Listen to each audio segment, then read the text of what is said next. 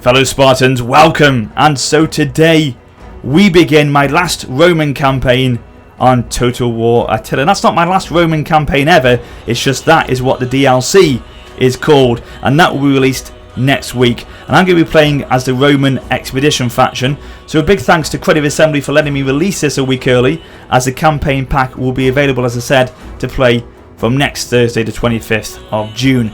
So we'll be taking control of General Belisarius, who is considered to be one of the last Romans, hence the campaign pack title, and he has been instructed by Emperor Justinian, like he was historically, to venture forth in an attempt to reclaim some of the lost lands of the once great empire in the west. So because we are an expeditionary force, we will be playing a lot like a horde faction, therefore having very similar mechanics to the Visigoths, Vandals and the Ostrogoths, for example, like they have in the main Attila game, basically. So as you can see, you can also play, as well as the Romans, as the Vandalic Kingdom, the Ostrogothic Kingdom, the Frankish Kingdom, and finally the Visigothic Kingdom as well. But before we start, let's have a look, like we always do, at the faction traits which we will have as the Romans. So as you can see here, it's entitled The Swords of the Emperor, and you've got 3 available to you. Reclamation, so the expedition can reclaim regions for the Roman Empire, so take them back and reclaim them from the enemy.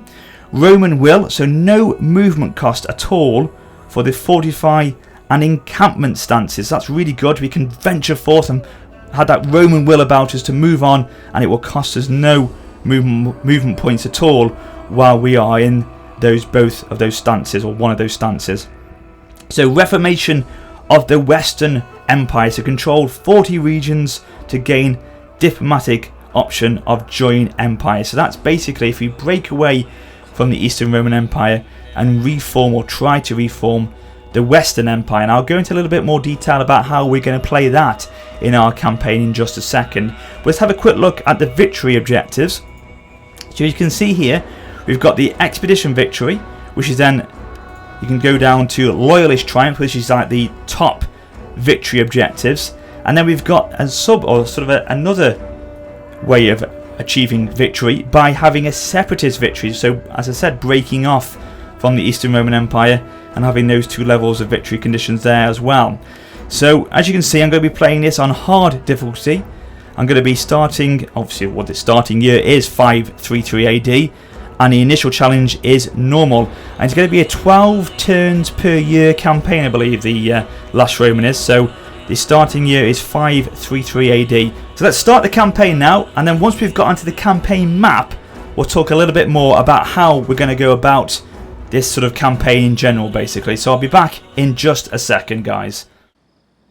The Emperor Justinian has grand plans for the Empire. From his seat at Constantinople, he plans to reclaim those western territories lost to barbarism for the glory of Rome. However, presently it's no more than a vision. What Justinian really needs is a general to command his army. The type of man who hasn't been seen since the time of Caesar and Augustus. In Belisarius, Justinian has found this man. The key to this grand plan is control of the Mediterranean Sea to secure supply and trade routes, which will ensure the army is kept and the dream of a restored united empire maintained. However, the Vandal fleet is too powerful to attack head-on. Control of northern Africa must be decided on the battlefield before any hope of taking Rome can be entertained. Once Africa has been recovered, we must turn our attention to the Ostrogothic usurpers who rule Italy. Great glory awaits he who delivers Rome into Roman hands once again. Okay guys, so here we go, a man to reclaim. So if we survive until the following date, spring 535, we get 2,000 gold into the treasury. And as I said to you earlier on, this is a 12 turns per year campaign, so hopefully we can do that and achieve that objective quite easily, I hope. So we've got 2 armies under our control. We have General Belisarius here under the command of the companions, and then we also have John the Armenian, who is under the control of the Watchmen. So we have that as well. We have a spy, Lucinus of Amisos. So he hopefully can be used wisely against the enemy and trying to infiltrate both the armies and the cities accordingly. But we need to build up his skills before we can do that. But we're moving him out westward to try and see if there's anyone here at this city. No, there isn't. So hopefully that should be quite easy to take. But before we go into the actual campaign, let's talk strategy here. So no matter which way we go, which I'll talk about in a second, I think the initial goal here is to take head on the Vandals, like over here in North Africa basically. And then historically, as Belisarius did, is to move up into Sicily, building up my military strength as we go. And then in the process, we can go up through the boot of Italy basically, and begin our war with the Ostrogothic kingdom. And then essentially our ultimate goal here will be to reclaim Rome, like Belisarius did apparently twice in his lifetime. And of course as well, strategically, if we do claim these lands in Rome, we are very close to our allies, the Roman Empire in the east here. So strategically it will be very favourable for us to get these lands back under our rule basically. So that is the initial goals basically for this campaign, I think. Now before we actually get going, you guys will be having a big input in this series. I wanted to record more episodes than just this first one, but I need you to shape it, you see. So with the expeditionary force, you can go two ways when taking land away from the enemy, when you're reclaiming regions. So you can either get it back under the control of the Roman Empire, and then it falls under their sort of command again, and they sort of dictate how the cities ran from then on. Or, now obviously that would be the historical route to take, or alternatively, I could claim the regions for my own and declare my independence from the Roman Empire, and then try and reestablish the Western Roman Empire once again. So this is basically, as I say, down to you. And what you need to do, in the description of this video, for 24 hours from the moment this video goes live, there'll be a voting poll where you will go and vote for which route you want me to take on this campaign. So that's all you need to do. Just go and vote on there, and then after 24 hours, the poll link will then disappear, and then I will carry on this campaign whichever way you guys have voted for. But bear in mind, declaring my independence short term will be very hard for me, both financially and with my food production as well. So do bear that in mind, guys, but I'll leave it down to you for which course you want me to take. So there you go, that's all you need to do. Just vote in the poll within the description of the video, guys. That's all you have to do. So here we go.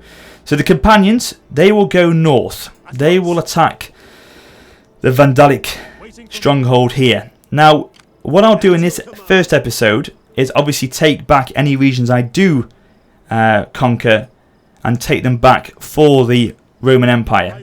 That will happen this turn, or this episode of this campaign, and then from then on, whatever you tell me to do will be the way this campaign will move forward, basically. So the Watchmen will now encamp themselves here, and with that, we shall build up this to a standing camp, which will give us a little bit more wealth, which we do need early game. Obviously, I know it will consume our food and our integrity will drop and tax rate and things like that, but wealth from subsistence will give us that benefit we need early on in this campaign. So we'll go for that standing camp, and at the same time we will recruit some more men so they are strong enough to attack this city next turn. So we'll go for another unit of Lematani and another unit of Foderati cavalry as well, if I'm pronouncing that correctly. So that's the two units we'll try and recruit there. I think we don't need any more besides that.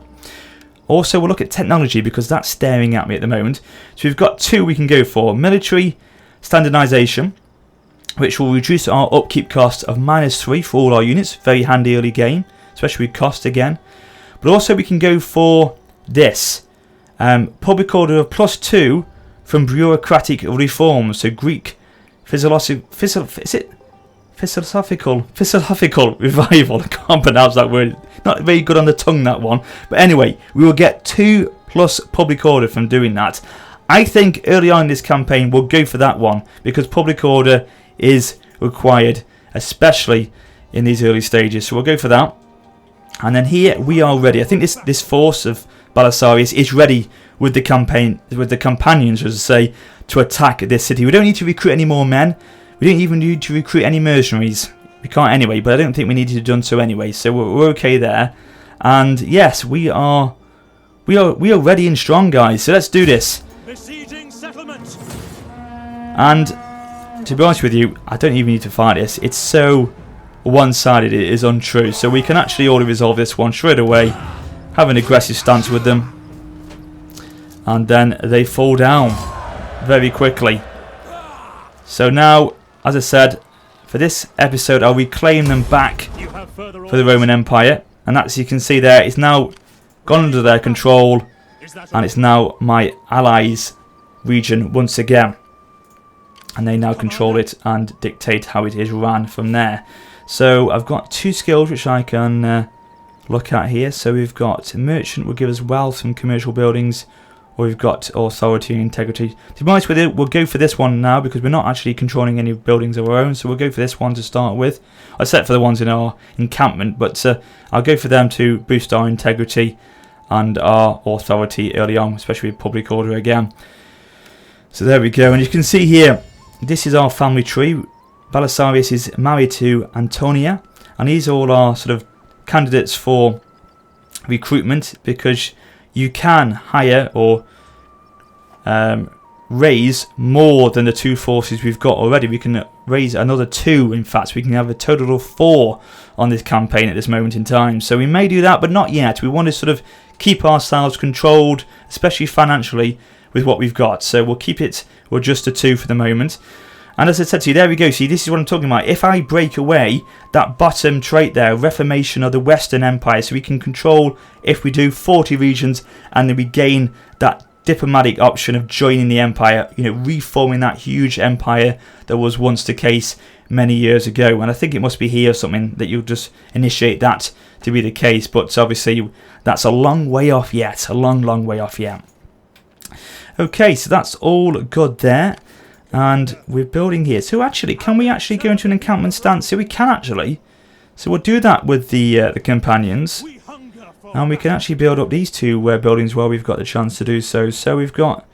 Alright, okay, this is agricultural. So let's have a quick look at the fertility of this land. Is it any good down here?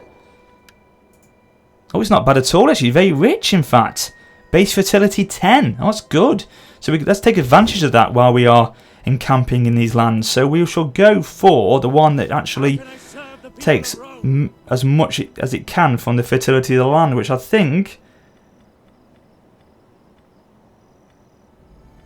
is that one. However, look at the difference. So in additional wealth we get from the fertility. Oh, you know what? We'll go for that one. Less food, but more wealth. And again, money is important. So we'll go for that one. We can't build anything in here because we haven't got enough money now. But what we can do, may as well, as I say, while we've got the chance to do this, is just recruit some more men into this army, into the companions' army. So we'll go for another unit of Separatist and a unit of Segatari, and then one more unit like we have in the other army of the Foderati cavalry. It is indeed. Right, okay, so that's pretty much all I can do this turn. So yeah, tax levels okay, and of course the income per turn isn't great obviously at the moment because we're just encamping. We're not actually under control of any regions, so our income per turn isn't as good as it could be. But we'll have to see how that one plays out, and of course that, as I said to you early on, is down to you guys. So of course, if you're happy with this campaign being started on my channel, then please do drop it a like, show your support for the start of this, and hopefully we shall have some success in it. Hello, what's this? Hilderic executed. So the Romans have landed in Africa, obviously, and in response, Gelimer, which is the Vandal kingdom, or the Vandal king, I should say, has executed the old pro-Roman sovereign Hilderic after many years of imprisonment. The death of this broken old man promises to plunge the conflict into even greater depths of ferocity. Oh God! So Things aren't looking good, and of course that will not help relations one bit. Okie dokie, so that's probably made things 10 times worse. So let's go back into a normal stance here, and we'll move the main army of the companions north to Hydramentium to see what lies above us here. Nothing, so we can hopefully again go back into encampment mode, and we can take that city next turn. But it is a walled city, so we have to be careful with that one. How can I serve the people of Rome? Lovely if we get some mercenary onagers, but we can't, so we're going to have to siege it the hard way, I think, with that one. But the watchman should be poised and ready. Can this spy do anything in this region? No, he can't, because we have to build him up, as I say, in his skills. So we're going to have to try and see if he can do anything against an army of some sort in the north. Or that one there. Right, we'll try and hinder him if we can. Misdirect the army. Hopefully we'll build up his skill points a little bit here, if he's successful. And he's failed. Damn it. Unbelievable. So that's not been too good. Hopefully we can get some more success with the watchmen now, and they can achieve victory here. So we're moving across the road now. Laying siege to the settlement. A few more men to defend this city with, and do you know what? We'll actually fight this one, because we can't have the first episode of this campaign without a battle, can we? So let's fight this one on the field of play and see, or field of battle. It's not a field of play, it's not a football match. On the field of battle, and see if we can defeat the Vandalic Kingdom. Okay, here we go. So yes, we'll keep with the nice dry conditions here. And John the Armenian steps into battle for the first time. So let's see if this can be met with victory today. So, we've got our Foederati. Is it Foederati? They are our medium melee infantry. Good missile weapons, average missile block chance, but poor armor piercing damage. So even though that is the case, we will take them in first to try and cause some damage to the Vandals there, and then they'll be supported with the spears to the rear. And then the Sagittarii will go forward first to try and take some units down with the fire power that they have. And all the cavalry will stay back. Well, they won't stay back, they'll go here, and they will go in a little bit after we've sort of made headway into the city a little bit, and see what we can do with the infantry first. So let's move them across there. So we've got spears on the left, a general unit in fact, Germanic levy, and then we've got some unit here of Germanic band axe unit here. So we're going to have to be careful against them, because they are quite difficult to take down. So I'm going to use my Sagittarii to try and whittle them down from a distance. But we've got to get out of range of that tower there, because they can be deadly, and they've got some good range to them as well, which we don't want to stick around for. That one's over there, so that should be out of range for the moment, so we should be okay. But what we've got to do first is sort of move across to hit the Germanic warband. Now, while these guys are firing death from above, let's have a quick look at the units on the last Roman campaign pack. Nice oval shields, black, sorry, the colourblind armour, the red and the orange sort of armour they've got. Or might be the armour, is it? More cloth, isn't it, that they're wearing? Going to reclaim the great glory days of the fallen empire with their colours there. Nice shields there, the Ramada packs. P there. Okay, right, how are we doing? And let's have a quick look at the cavalry as well. These guys, the Foederati cavalry. It's a bit like the infantry, aren't they, really? But obviously on horseback. Very similar in appearance. Right, how are we doing, guys? How are we doing? Let's give them the precision shot. Really hone down on them now. Taking a few out already. God, yes, we are doing quite well against them, actually. Let's keep going for it. Keep going, keep going, keep going. Yes, good job, chaps. They'll be pretty ineffective in a minute. Their numbers are falling very quickly. And of course, even though this is under the control of the Vandals. You can see the legacy of the Western Roman Empire is here, with the amphitheatre still there, and the buildings very much in the Roman Empire's style still. So you can see that legacy of the Empire is not gone at all yet. Let's try and reclaim it back as well at the same time. So here we go, we're moving in now.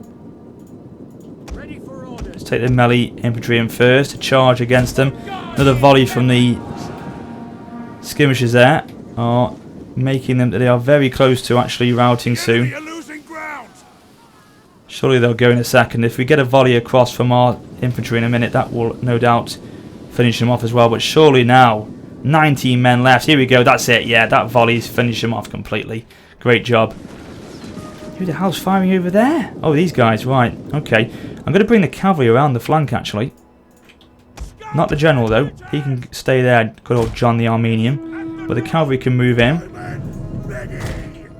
Go around the back to hit those archers from the side there. We'll move in with the infantry at the front, though, at the centre. These guys can hit there. Oh, they can go for their general, in fact.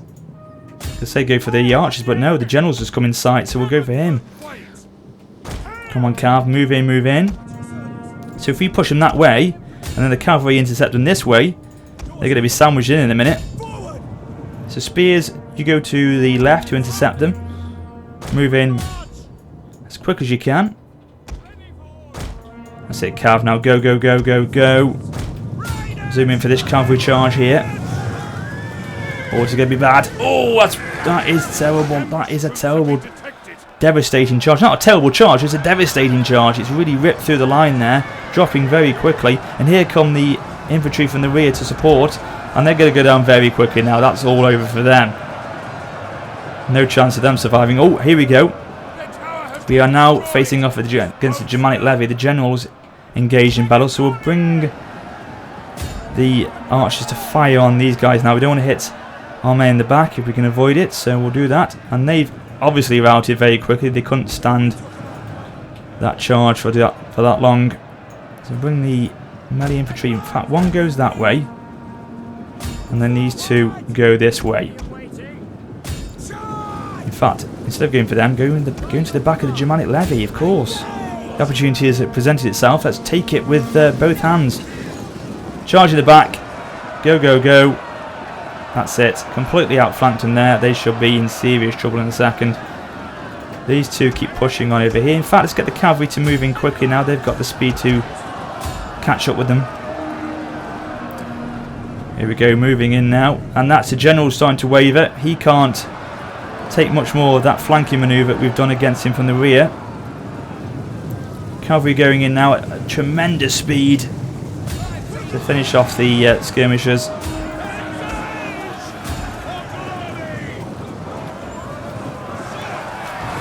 Of course, I've got the blood and gore pack on, which is, adds that little bit of an edge to the battlefield, that little bit more grit to the battlefield as well. So it's looking good. And here we go. Let's bring these guys around the back as well. Surely this is it now. They can't survive for much longer. Let's get the cavalry to move in to finish off this unit of Germanic bows. And that should be everyone then. I don't think anyone's left. And of course the general's been taken down. So that, besides this Germanic bows, be everyone done and dusted. And there we go. They've routed at the side of the cavalry.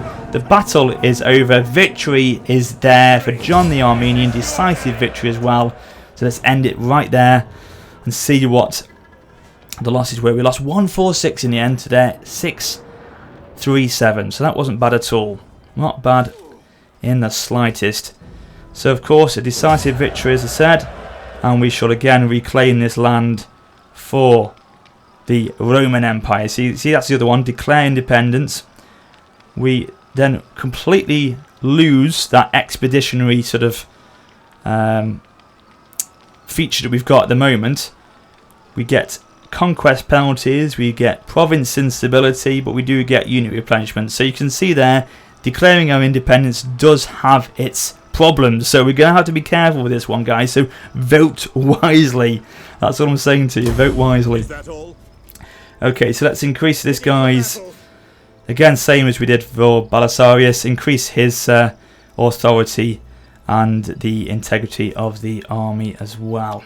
So we'll actually straight away go back into encampment mode, because if we don't, we lose money straight away, and we're still losing money. We need to be mindful of that. So next term, where is this army now? It's here, further north than I thought. This army will then give us a lot more wealth from the agriculture, from the encampment, from the building of that meat storage, and then as well we'll get some income from this building here, the standing camp, so that will help with that very considerably in a couple of turns time. But our food is okay, food production is fine for the moment. We can afford to carry that on. The army we've got can be fed with the buildings we've got in place, but if we then take regions and declare our independence, then straight away the city's agricultural lands won't support the army growth we've got. So we're going to have to be very quick at sort of re-establishing agricultural buildings in these lands once we've taken them, if we go down that route. So that's something else I've got to be careful of. Anyway guys, I'm going to wrap up the first part here, because I don't want to go too far if it is the case you guys want me to go for the independent route instead, the separatist route. So I don't want to go too far too soon and have to reclaim these lands back afterwards, basically. So I'm going to have to do that if I do go down that sort of route of the campaign. I've got to have to take these lands for my own, you see. So I hope you've enjoyed the first part. If you have, drop it a like. I shall be back very soon with part number 2. And yes, thank you very much for watching, guys. But until next time, this is WarriorofSparta for now, saying farewell.